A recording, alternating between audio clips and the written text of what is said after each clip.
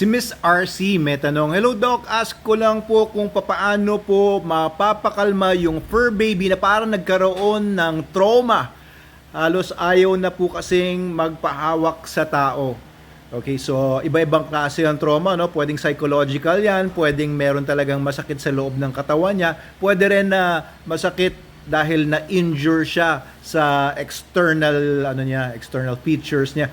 So, depende po ma'am sa kung anong klaseng trauma, kung gaano ka-severe ang trauma, pero kung yung aso ay magpahawak sa tao, it could be nga na-inflict ito ng tao. It could be na nahataw siya, nasaktan siya, or napalo, or naipit, natapakan by accident, or what. So, depende po ang gagawing therapy kapag ganyan yung case. What I would do is expose yung aso as much as possible sa maraming tao. Kung masyadong traumatic na makakita siya ng mga tao, i-expose siya sa maraming tao slowly. So, kailangan po nito ng time, kailangan po nito ng dahan-dahang exposure until the time na mawala po yung trauma. Kasi, rini-relearn po nung aso na magkaroon ulit ng trust sa tao. Basically, yun no? Pagka ang trust kasi nasira, of course, alam natin yan na kailangan i-build ulit yan kung pwede pang ma-build. And I'm sure, no, kung hindi naman po psychotic yung problema ng aso nyo, hindi po siya damaged sa brain, it could be fixed to a certain extent, no? Hopefully to a full extent virtually. So, ang gagawin niyo po niyan, make exposure to other humans pleasant, no? So, pwedeng pakainin yung aso kung ano man yung gusto niya. Laruan, pagkain, favorite food niya, favorite toy niya, tapos unti-unti.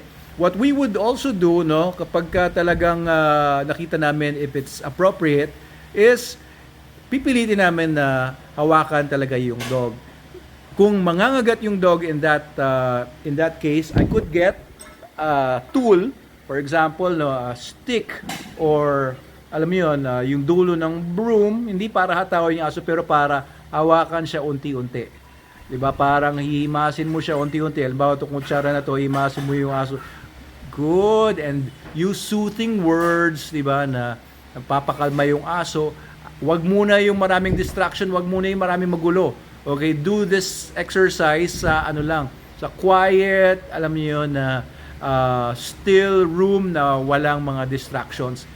Diba? Himas-himasin para unti-unti na mapil ng aso na may humihimas sa kanya and wala namang masamang nangyayari sa kanya. So, ang ginagawa mo, kinukondition mo yung brain niya na pagka may humihimas sa kanya, okay naman pala, nakaka-feel siya ng pleasure, papakainin mo siya or bibigyan mo nga siya ng magandang experience by giving a toy or whatever. So, ibabawiin mo lang yung pangit na experience niya with good experiences. Yun lang naman po yan.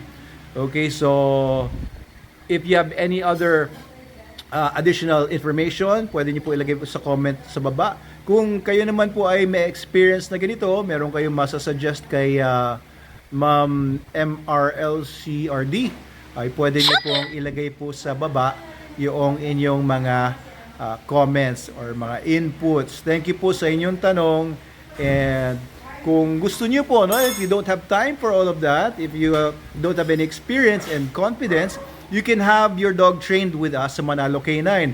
Marami po tayong mga courses. Meron tayong crash course on basic obedience para lang sa mga behavioral problems and konting basic obedience. Meron din po tayong full basic obedience course. Meron din tayong advanced obedience course.